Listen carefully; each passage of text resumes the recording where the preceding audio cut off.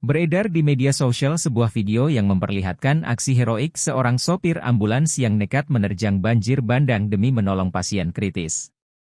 Peristiwa tersebut terjadi di Kalinevopal, Desa Oelatimo, Kecamatan Kupang Timur, Kabupaten Kupang, Provinsi Nusa Tenggara Timur, NTT.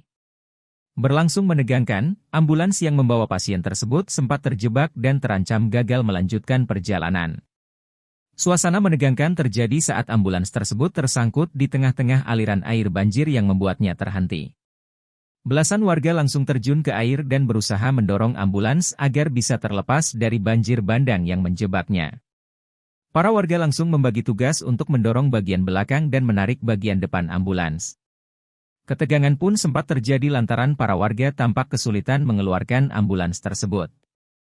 Proses penyelamatan ambulans itu berlangsung cepat lantaran warga yang begitu kompak bergotong royong.